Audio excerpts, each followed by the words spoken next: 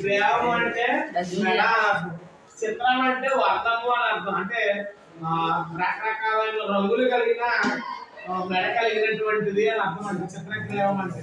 అయితే చూడండి దీనికి చూడండి మెడ దగ్గర రకరకాల రంగు తెలుస్తూ ఉంది. దీన్ని మాత్రమే దీన్ని చిత్రగ్రేవం అంటున్నమాట. ఈ చిత్రగ్రేవం అంటే మనకి కలకత్తా నగరంలో ఈ పాట రాస్తే దాదాపు ముఖర్జీ చిన్న వయసులో చనిపోయిన గొప్ప రచయిత, బెంగాలీ రచయిత అనమాట.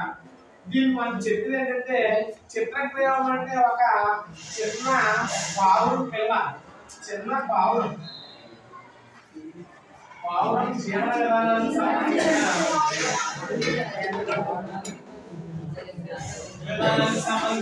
అంటే చూడండి చూడండి ఎంత స్మూత్ గా ఉందో. అంటే ఒక పక్షి, ఒక పావురం పిల్ల అది ఎలా పుట్టింది, దాని బుద్ధి నుంచి ఎలా బయటకు వచ్చింది, గుడ్డు నుంచి బయటకు వచ్చిన తర్వాత ఉన్న చీమలను ఎలా పొడుచుకుంటుంది. ఒక చీమలంటే సూదైన ముక్కుతోటి పక్కన పొడితే 2 ముక్కలు అయిపోయిందంటే దాని ముక్కు ఎలా షార్ప్ గా ఉంది.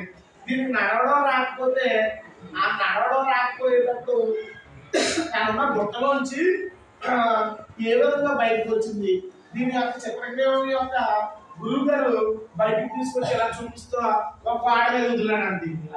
వదిలితే అది అలా నడుస్తూ నడుస్తూ సార్ పక్కన దీన్ని అలా వదిలితే నడుస్తూ నడుస్తూ పడిపోయి దాని రెక్కలు చాచుకుని అది అలాగా ఆకాశంలో దిగిపోయిందంట. దాని గురించి చెప్పేది కనుక చిత్రగ్రేవం అనే యొక్క చిత్రగ్రేవం అనే యొక్క